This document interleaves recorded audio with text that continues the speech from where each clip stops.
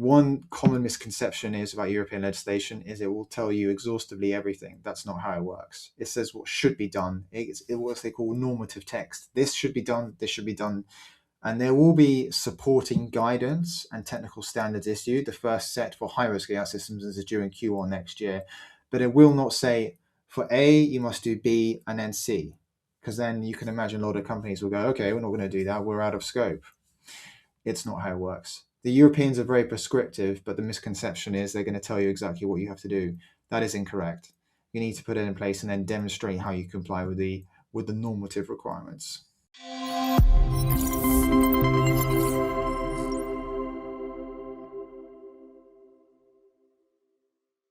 Hello, everyone, and welcome to another episode of our Mindflex podcast. Today's conversation looks at the EU Artificial Intelligence Act, which lays at the confluence between both a necessary act of governance and potential constraint on the long term trajectory of advanced intelligence.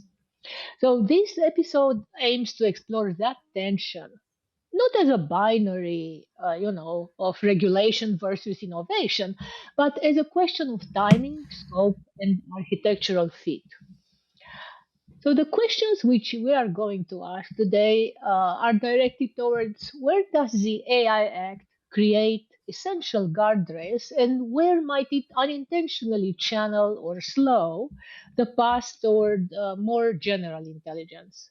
And to unpack this, I'm joined by Michael Borrelli, who is Director of AI and Partners and whose work sits directly at the intersection of the EU AI Act implementation, fundamental rights, and the future of advanced AI systems. So, Michael, welcome to the podcast and to this conversation. I want to underline that our podcast audience is mainly artificial general intelligence technologists.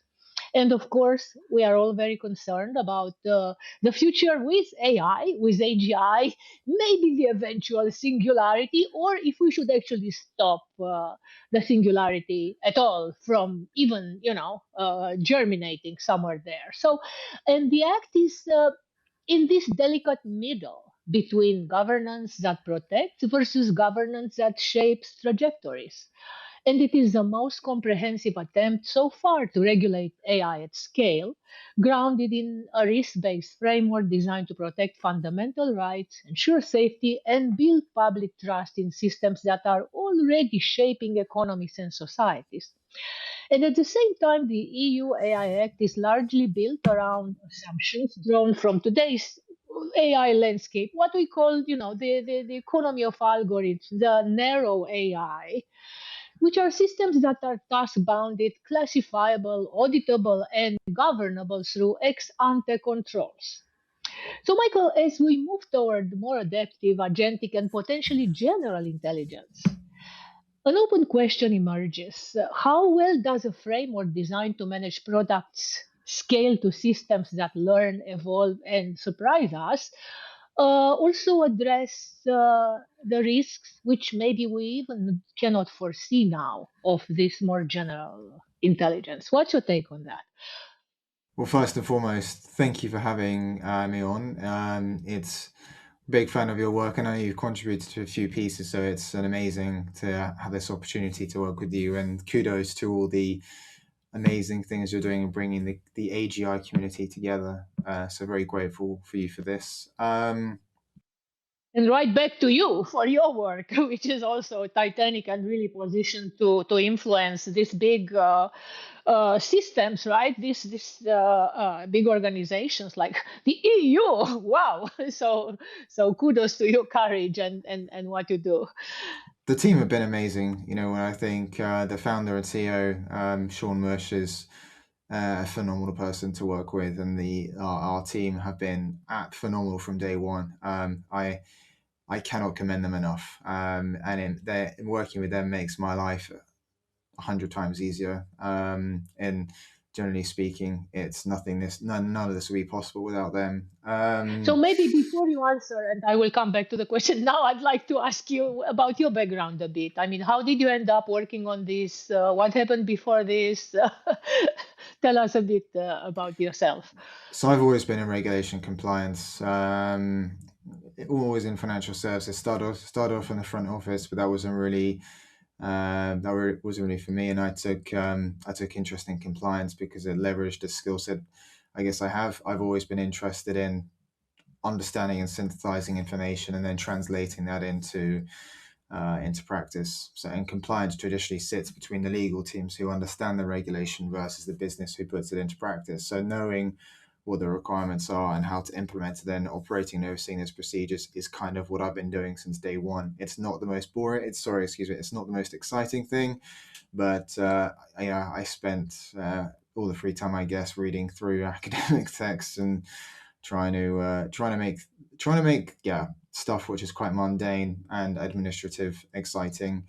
So it seemed like a good opportunity, and also I think it plays a very important role. I think if you just look at what humanity does without guardrails, generally speaking, self-regulation in many guises, financial services or not, it's and there's years and years of history to show this. Things can, not go according to plan. So I think with the new technology or maybe traditional Solanki since the 1950s has been in inception, we do need some guardrails around this. I caveat that by saying I'm extraordinarily biased because of my background, but I do think, it's something which can play a role amongst the amazing innovations we're seeing. No, totally. And of course, with your experience, indeed, you can identify gaps in what this act and other regulatory frameworks present, and maybe add to that. And I think that's your work, and you have a lot of papers on that since the act was released on August 1 in 2024.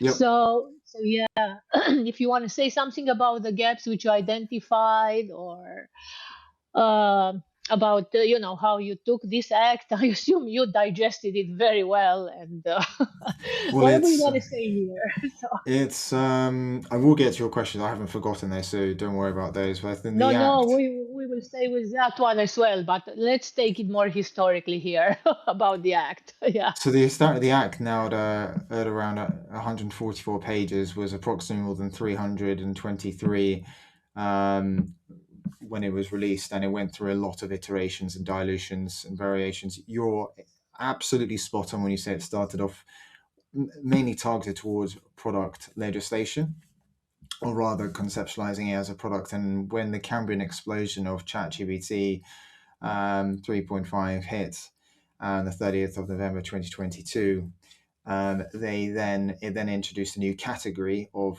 what they call, in the European parlance, is general purpose AI models, or the common parlance for this is generative AI. So generative AI is largely the same as general purpose AI models. They had to fit in a new category of AI systems which wasn't initially envisaged. So instead of having one risk pyramid, we now have two. And instead of one set of obligations, we have two. So it's almost like the AI industry, the timing was unfortunate because they are almost a victim of their own success, because all these innovations that came throughout the legislative period, it was implausible not to, I guess, put regulatory measures in place. That being said, it's probably the most unprecedented piece of legislation in human history at the speed of which it was implemented, and the co-rapporteurs and all the legislators involved did an absolutely titanic effort to get it over the line. And of course, there will be nuances, and of course, there will be imperfections that we can iron out over time, because we only find out via practice. So I'd say that the EU AI Act itself, the legislation itself, the process it's gone through, has been a learning experience for everyone involved, including us. Totally. And of course, it's called the EU AI Act, but I know that California, for example, yes, is kind of mirroring it in their state. And of course, the influence, I mean, AI is global. We cannot say like someone from Indonesia cannot use ChatGPT if they want, and how they use it. So I'd like to ask you, so how about the global effect, I mean, of this act? Because it was a pioneering regulatory Yes. framework. So. Well, it's having two types of impacts in that way. and I'm keeping these very distinct because I think the terms are used interchangeably and conflated, and it causes massive confusion. The first effect is that it has extraterritorial application, so it applies to any business that essentially sells or buys or interacts with the EU. So that could be you could be a Wall Street hedge fund, you could be a Japanese manufacturing company, you could be an Australian mining company, you could be a Saudi Arabia sovereign wealth fund, etc. If you have anyone in the supply chain and interact with the EU, you're within scope, and we can cover what that means. The second piece is what they call the Brussels effect. The Brussels effect is where what the legislative measures that in EU are then replicated. So as a result of this, if to use those countries, if Japan, the United States, Australia, and Saudi Arabia then enacted their own AI legislation, either mirroring the EU Act or inspired by, that would then be the Brussels effect. So the global application is represented in those two domains. Amazing. Wow. You're really spot on. I must say I really admire you for your knowledge of this, because I mean it's really so important, and not only your knowledge but also your leadership in making it better, I would say. And we're going to talk about that. But I wanted to talk about now, the gradual implementation, the phased implementation, which is continuing now Yes. and through 2026 and beyond. Do you want to say something about that? Or maybe I have a question in this regard, but unless you want to say something right here. I'd Um, say that the implementation it was always going to be challenging. I mean, I have to draw on Sean's leadership because he helped implement GDPR, and this is more complicated. It's more intricate, I guess. There's more moving parts. So all things remaining equal, I guess, this was always going to be challenging. Double the fact that AI is moving at a rapid pace. The technology itself is very we can't. It's difficult to get global harmonization on the definition of AI. So the implementation of the EU Act is going to be extraordinarily difficult. Everything from creating AI inventories to doing your risk assessments and then doing, if it's high risk, putting all the risk requirements in place. The thing is, when you say it out loud and abstract it from reality, it sounds very easy. It sounds almost, oh, why haven't you done it already? And if you're in a board level meeting, you're like, well, why haven't you done your risk assessments? But that's at the very abstract level. But when you go down to the granular level and you look at the technical requirements for one model, for one algorithm, one prompt, wow, it does make you take back. But that's the problem. It's like a seesaw. You abstract it to make it understandable by everyone, but by abstracting it to that extent, it really dilutes what you actually have to do on a granular, in the trenches type scenario. wow, amazing. And indeed, that's one blind spot which you are revealing for us as well. And there are many more which AI and partners are actually revealing. But I'd like to continue talking about the impact of this timeline, which matters a lot for innovators, like mainly the teams, for example, and the people who we at SingularityNet and the Superintelligence Alliance are associated with, and the researchers, because the rules don't just govern products, as we discussed already in the market, but they govern the conditions under which new systems can be developed, Yep. deployed, tested, and scaled, right? And that is why understanding this, both the scope and the phasing of the EU AI Act, is essential. Tell us, how does it impact? I mean, how, tell us about your work in this regard, or what's your take on the innovators who actually, they have products which maybe the act cannot envision now, and maybe we cannot envision.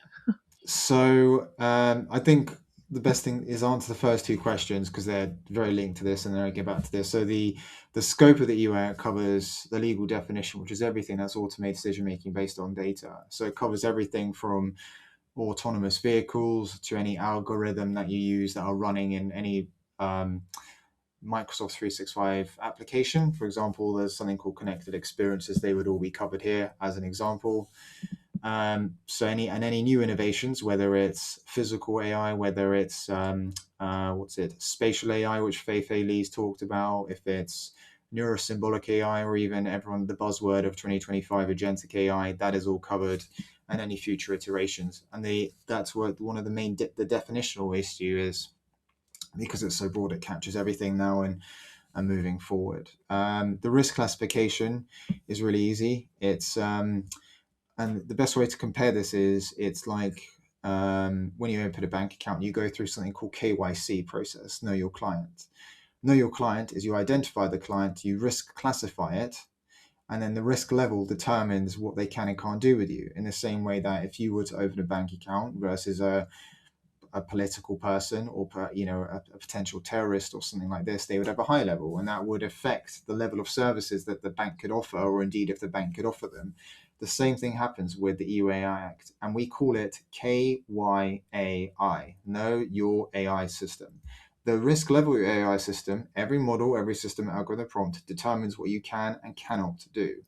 If you have any prohibited systems which have been banned from the 2nd of February 2025, you have to remove them from the market or de-risk them immediately, because then otherwise you face the highest fine of 35 million euros or 7% of global annual turnover, whichever is higher. So those are and then once you've done the once you've done the identification exercise to find out how many AI systems you have and the risk assessments to determine the risk level, that determines what you do next. And the majority of these obligations fall on high risk AI systems. So any AI systems used in healthcare, education, law enforcement, border control, critical infrastructure, etc. And that's a non-exhaustive list. You then have to comply with a plethora of requirements that apply to high-risk AI systems. I must say that I really highly admire your fluency, not only in the AI Act in general, but in general in speaking about regulation and making sense of it. It transpires from how you explain, Michael, and thank you so much. And just as you were explaining this with the KYAI, I got this kind of natural thought to invite you to our beneficial general intelligence community, because we are looking for ways in which to make the AGI, the future a more powerful AIs, of course, beneficial to humanity, and to ensure that. And maybe we can work together to find ways. And I will, in some of my questions, this will transpire. But I like to Happy to, yeah. get yeah. If you want to say something here, but let me know. But of course, it's kind of obvious. Yes. I wanted to ask, come back to this impact of on innovation of this act, because the act positioned regulatory sandboxes Yep. as its innovation release valve, but the caveat here is, in my opinion, that in practice, these sandboxes may not enable genuine frontier exploration, because sometimes they can just steer innovation toward regulator approved and incremental trajectories, which are, I agree, and that is again connection with the beneficial general intelligence. We want to guide the super intelligence and all this emergence towards beneficial effects to humanity, but it can also act as a like not completely genuine, research as well as wild researchers Yes. can think. What's your take on that? Well, the barriers to innovation are such that they've been very clear that they want to make the EU the AI continent of the world. So it's the antithesis to stop innovation. So what they do is they get a lot of exemptions and safeguards particularly to SMEs and startups. So if you're an SME and startup in Europe, you already have a lot of the obligations will not apply to you, and you have a lot of benefit. For example, you get reduced fees for conformity assessments, you get preferential access to sandboxes. The sandboxes, all of them, so across all 27 member states, so 27 sandboxes minimum, have to be operational by the 2nd of August next year. So in just over 8 months' time.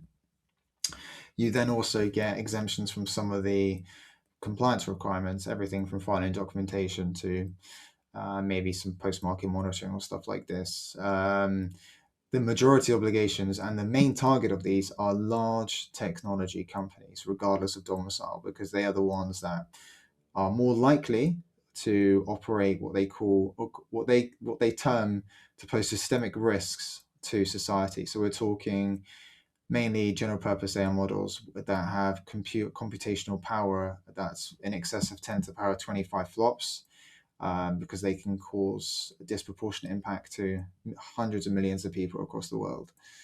Um, now I know innovations will probably find ways, and I've seen things like small language models that can have the same impact on less training data, and that's arguably a binary threshold. The point is, the majority of these obligations apply to the larger technology companies. So I think startups and SMEs, I think if they, I look at Horizon Europe, there's a lot of synergies between them and Horizon Europe applying, because a lot of the funding that SMEs and startups can apply for, if they demonstrate compliance with the E-Ray Act, it's then perceived to be in their favor. It's not a guarantee of success, but it's deemed to be at least beneficial to them. So for me, I always hear the argument, oh, the regulation kills innovation and EU's anti-competitive. I think it's way too early to call it. I think until there's solid statistical data that we can review on a periodic, at least annual basis, and two, they have it's in their core mandate. It's in the very fabric of the regulation to help SMEs and startups. Absolutely. But I mean, OpenAI was a small startup a few years ago, and now it's like booming. And these things we cannot really control. So I'd like to address this aspect now.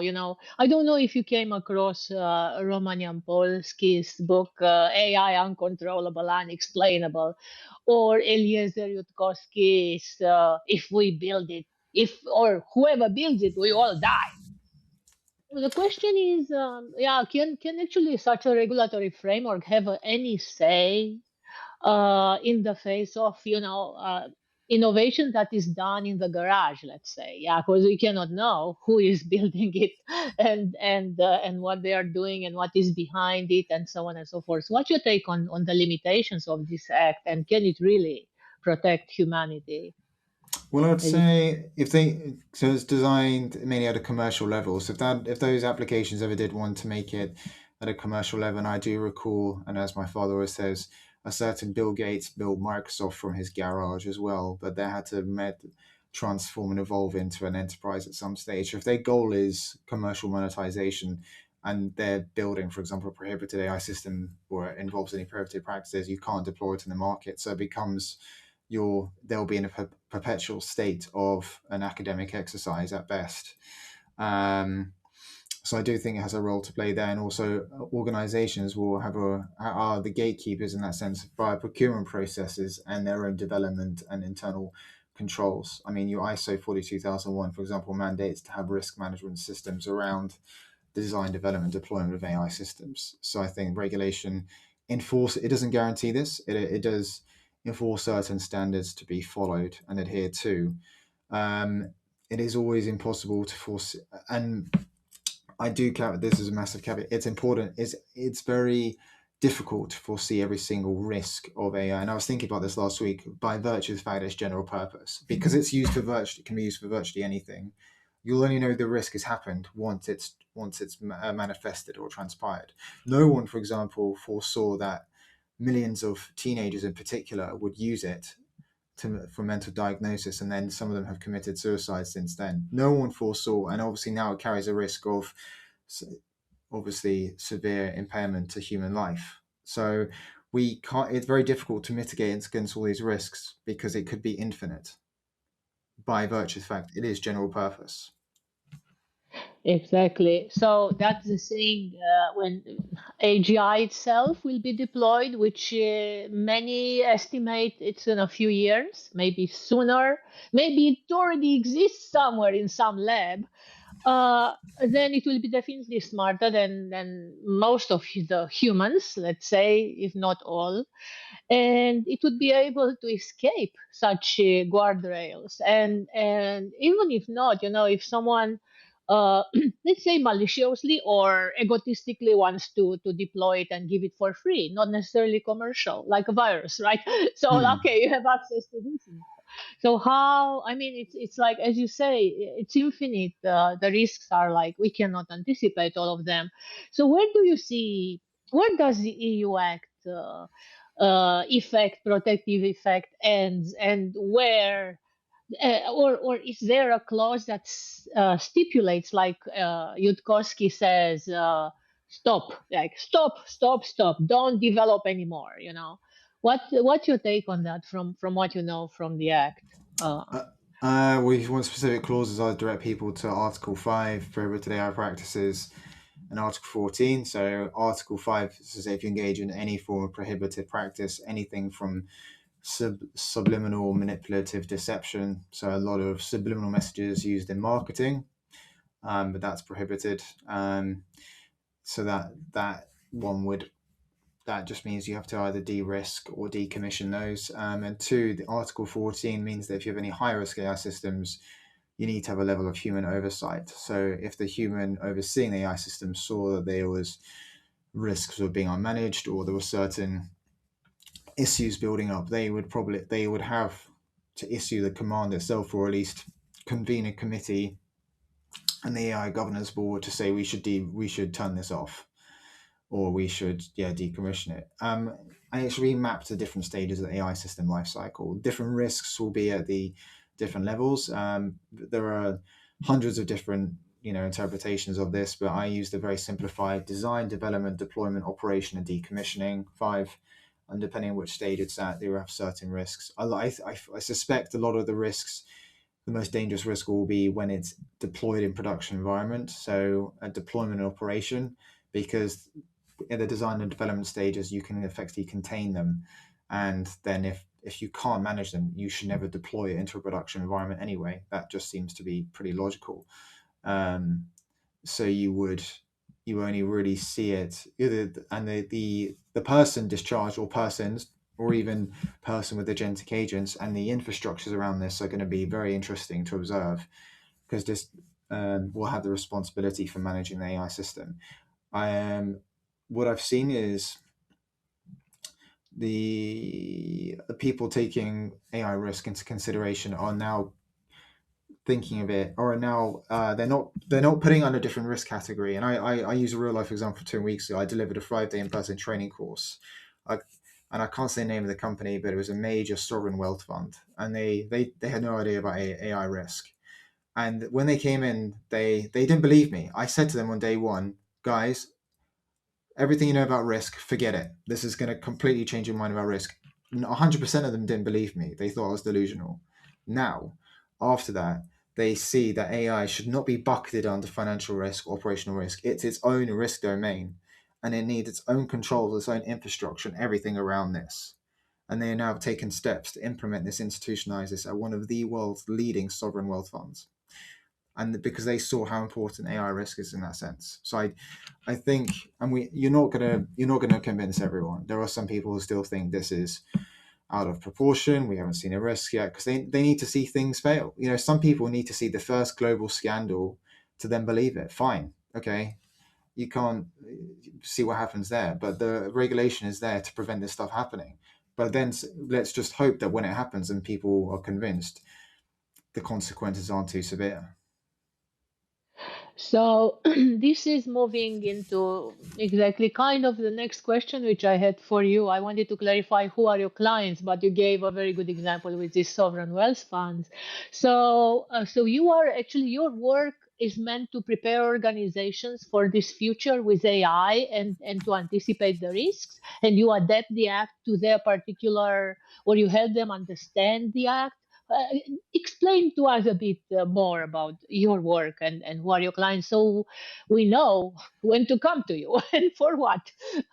Well, we're actually a compliance software company. So we build an AI governance platform to help people identify their systems, risk assess them, and then do the ongoing model monitoring, risk assessments, post reporting of instance, testing, and all the AI governance controls you need. So we're a compliance software company. That being said, we do have the ancillary services we do include consulting and training. We do find that we're still at a stage where the level of AI literacy, and I use AI literacy in the terms of understanding what AI regulation is and what they have to do, is still fairly low. So the example I just gave, that they didn't even know what AI regulation is and AI risk. So a lot of people need the education around it is still it's still a big gap, and then that starts the conversations. We deal with some of the world's largest law firms and consulting companies, um, and and their underlying clients. I can't really say who in that sense, but people are now realizing that the implementation is not going anywhere. There have been significant efforts this year to derail it, and they have all failed. The EUA Act is very much alive, and it has full application from the 2nd of August 2026, by which point every single system must be identified, all systems controls must be in place, and there are no exceptions. Amazing. And of course, yes, that's exactly what I was thinking about, because I mean, there are many anarchists who exactly they would go against any compliance and don't stop me from doing what I want. And but this is so important in our day and age when we do not actually know the risks of this development. Yes, and actually systems, we don't really know what these systems will do without those guardrails. And so I wanted to ask you a bit, and of course we will post the link to your compliance platform in the podcast description so people can go and see and maybe use it and engage you. But when you say you are a compliant software compliance company, I mean in general, compliance for everyone who develops software or AI in particular. So how this tell us a bit about the history of how your platform was built. Maybe you want to tell us a bit about that.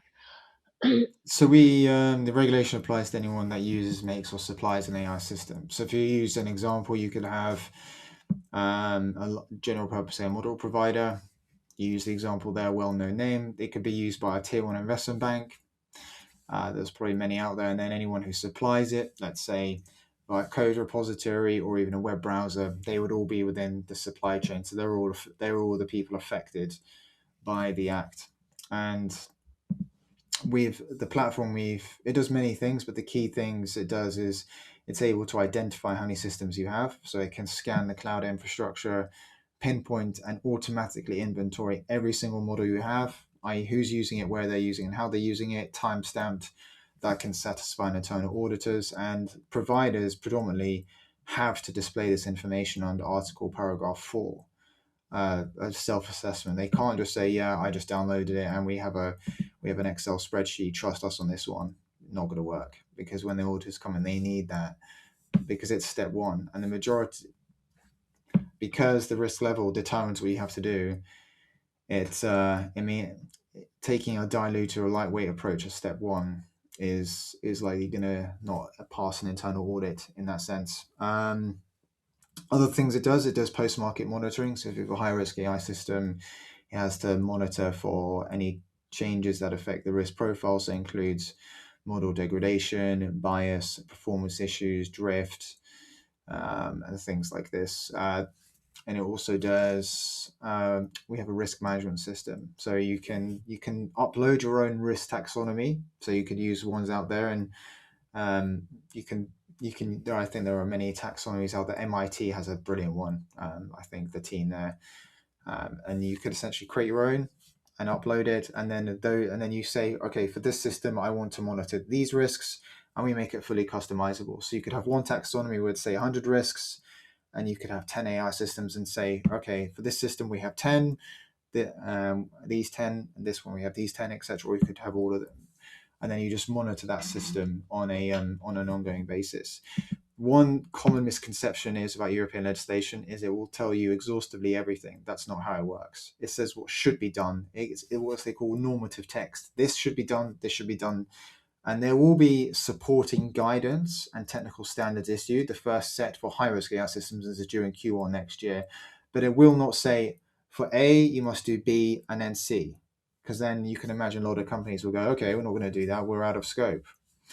It's not how it works. The Europeans are very prescriptive, but the misconception is they're going to tell you exactly what you have to do.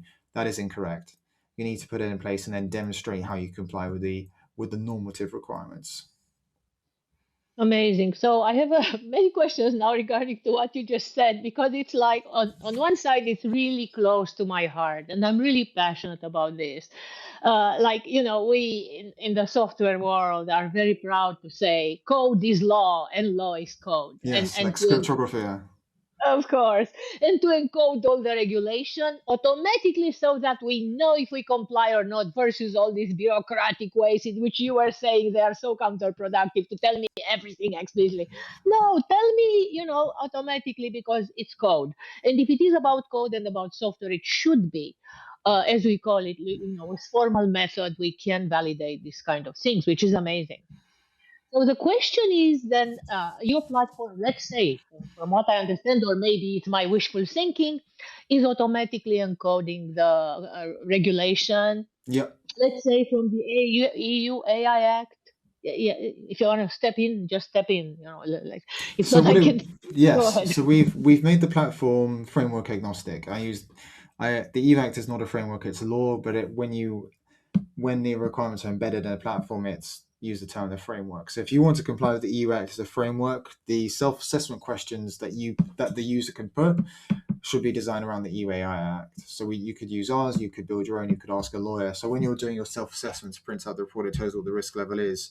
You're conducting assessment against the EU AI Act. Then some of the platform features may not be applicable to certain jurisdictions. So if you're applicable to the EU AI Act, all of the features will apply to you. If you're maybe under some lightweight jurisdictions, the US probably being the best example, a federal level, not state, it's likely that some of the obligations may not apply to you yet. But then if you look at some of the states, California, I think even Texas and New York, the features apply to you. So I think we've made the platform to be framework agnostic and not to.